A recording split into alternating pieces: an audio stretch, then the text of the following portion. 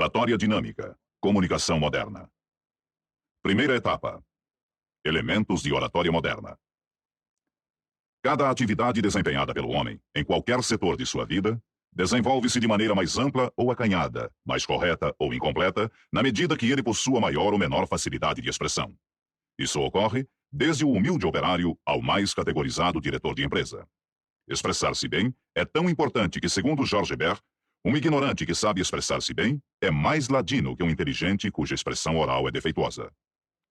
É comum termos uma pessoa em autoconceito e sofrer uma decepção quando a ouvimos falar.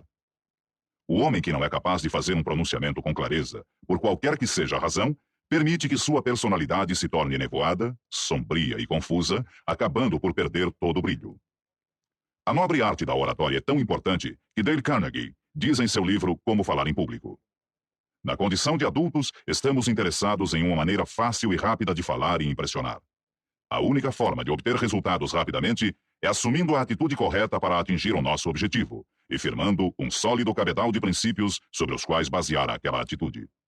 Diz ele ainda que falar positivamente é mais do que dizer algumas palavras para um auditório. É a expressão reveladora de uma personalidade humana. Em seu livro Falar em Público, o advogado Dr. João de Oliveira Filho comenta objetivamente: você pode ser a mais tímida das pessoas. Você pode praticar a mais louvável modéstia. Você pode ter noção perfeita de suas limitações. No entanto, quando menos espera, circunstâncias inarredáveis acabam por colocá-lo diante de um grupo de pessoas às quais tem de dirigir a palavra.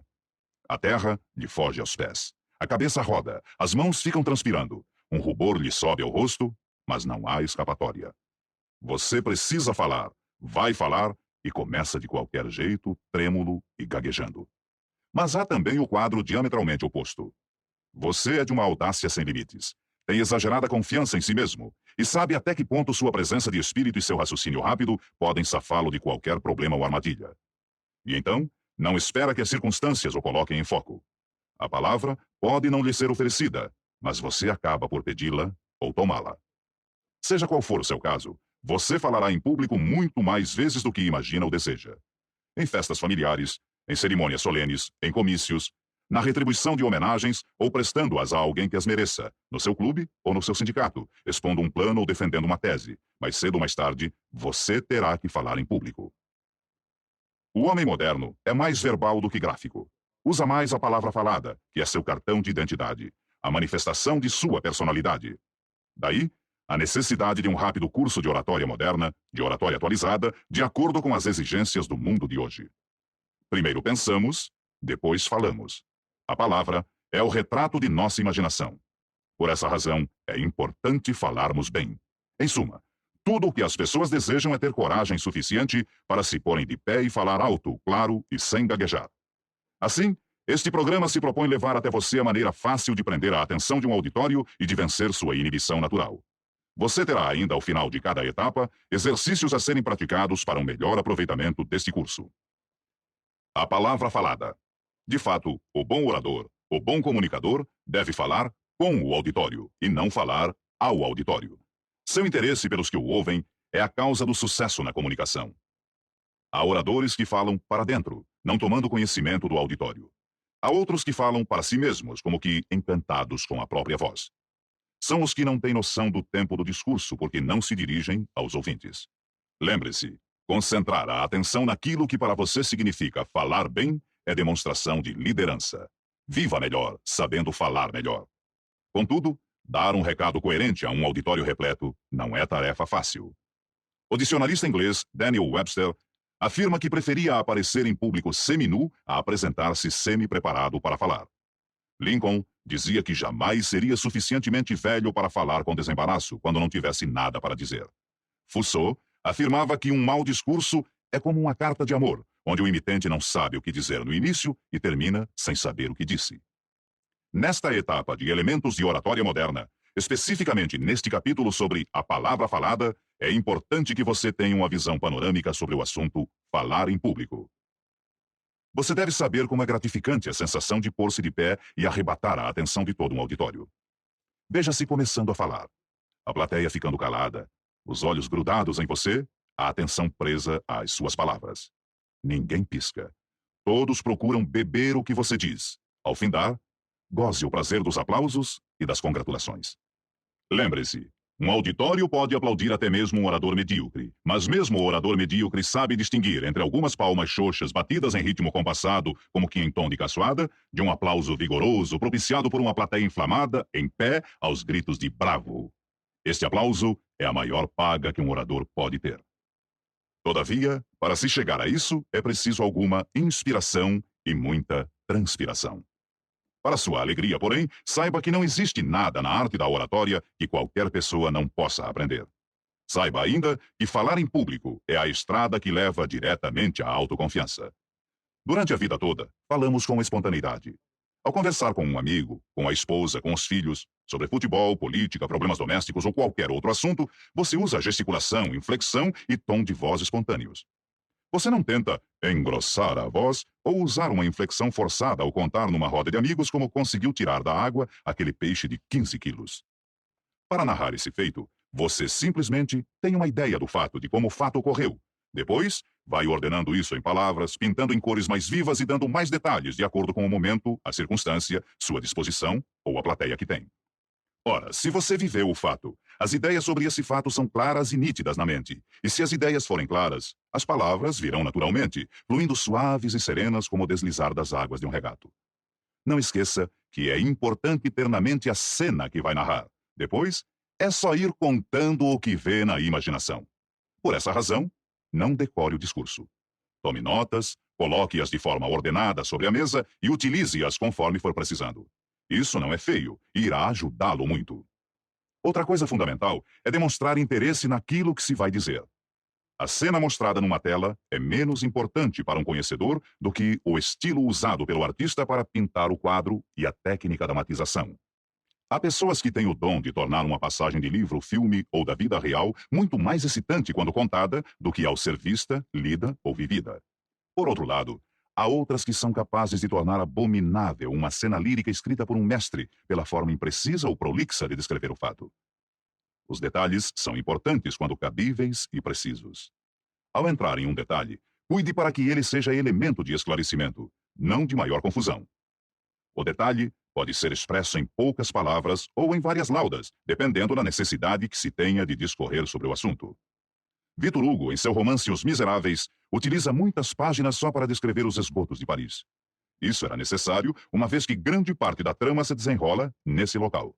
Por outro lado, em seu livro A Hora Antes do Amanhecer, Somerset Maugham descreve um homem alto e muito magro dizendo que ele parecia um avental pendurado no cabide. Talvez você seja aquele tipo de pessoa que sente um frio correr pela espinha cada vez que precisa falar em público. Ninguém aprende a nadar sem entrar na água. Não se faz uma omelete sem quebrar os ovos.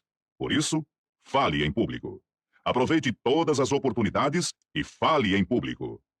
Segundo Ralph Waldo Emerson, o medo derrota maior número de pessoas do que qualquer outra coisa no mundo. Que fazer então? Enfrente esse medo e vença-o. A tensão nervosa, até certo ponto, é salutar, antes de se iniciar um discurso. A adrenalina jogada no sangue dará a você condições para pensar mais rápido, falar com mais fluência e expressar-se com mais ênfase do que em situações normais. Decálogo do discurso moderno. São 10 as recomendações que podem ser observadas através do curso que você está iniciando. 1. O discurso moderno deve ser cronometrado. Uma folha datilografada com espaço duplo ou um datiloscrito exige 3 minutos para sua leitura. 2. Seja breve e agradará. O discurso comprido não é cumprido, isto é, não cumpre sua finalidade de convencer ou persuadir. Já ao contrário, quando consegue dar o recado, o discurso curto é um discurso culto. 3. Prepare-se antes de falar para melhor transmitir sua mensagem. 4. Se você tiver alguma coisa para dizer, levante-se e diga com simplicidade em poucos minutos. 5. O discurso divide-se em 3 partes: exórdio ou apresentação do assunto, exposição ou desenvolvimento, peroração ou conclusão. 6. Adquira conhecimento sobre o assunto que vai falar para não importunar o auditório. 7. O improviso, discurso sem preparação prévia, não deve ir além de 5 minutos. 8. Fale corretamente, numa linguagem simples e atual. 9. Organize seu plano de discurso e narre sempre que possível um fato ligado à comunicação feita. 10. O discurso eloquente é o que se caracteriza pela simplicidade e pela verdade dos argumentos. Importância da leitura de grandes discursos.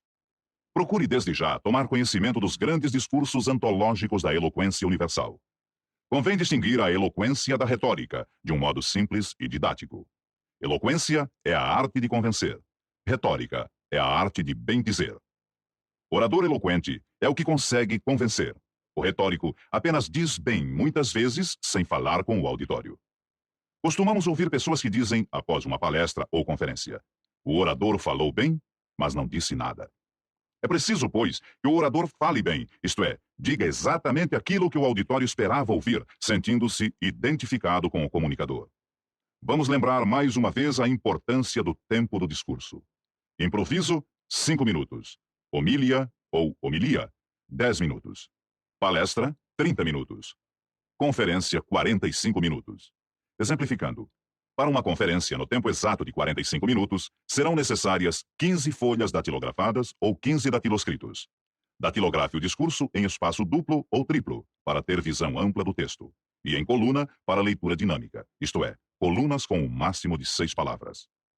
O orador se faz no exercício diário da palavra falada, lendo em voz alta os bons artigos dos jornais, as páginas das melhores antologias, os discursos dos grandes oradores e desenvolvendo temas de fácil exposição, tais como meu currículo atual, importância de minha atividade, uma viagem pelo Brasil ou uma viagem ao exterior, um livro em minha vida, descrição de minha cidade natal. Um bom exercício para formar o orador consiste em sortear os referidos temas num grupo de amigos. Nunca improvise um discurso imediatamente sem pensar no que vai expor.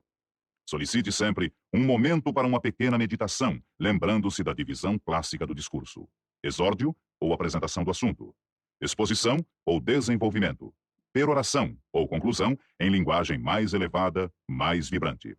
Daí o sábio pensamento da filosofia latina: finis coronat opus. O fim coroa a obra. Encerramos esta etapa com um dos rápidos sermões do padre Saboia de Medeiros, que sempre fazia questão de dizer que subia ao púlpito para falar 5 minutos apenas. Leia-o em voz alta e cronometre. Veja ainda que nele se nota claramente a divisão exórdio, exposição, peroração. Desejos. Quão importante é desejar! Poucos refletem neste fato, mas a verdade é que nunca se fez nada de bom na Terra sem que isto fosse precedido de um desejo. O homem que nada deseja é realmente um traste. Se algum ideal não desperta o desejo, então o que vai despertar são as brutalidades que o apetite encontra pelos caminhos. E os caminhos estão nos negócios como nas modas, nos trens como nos iates, nas ruas como nas praias. Por aí vão passando milhões de criaturas. Todas desejam. Mas a diferença está naquilo que desejam. Se o desejo é reles, essas criaturas serão do mesmo estofo. Se o desejo é alto, faz do gago Demóstenes o maior orador da Grécia, do pobrezinho, o rei, do menino sem pai, o sábio, e do pecador, o santo. O desejo tem força de nos modificar. O desejo é tão importante que os diretores da vida espiritual nos aconselham o seguinte: se não tens coragem de desejar a perfeição, deseja este desejo. O desejo de um desejo é mola que faz subir. Examinemos os nossos desejos e saberemos se somos vis ou nobres. Aqui termina esta etapa. Para melhor aproveitamento do programa que você vem fazendo, é importante que ouça cada uma das etapas em ordem sequencial e tantas vezes quantas achar necessário para uma boa assimilação do assunto abordado.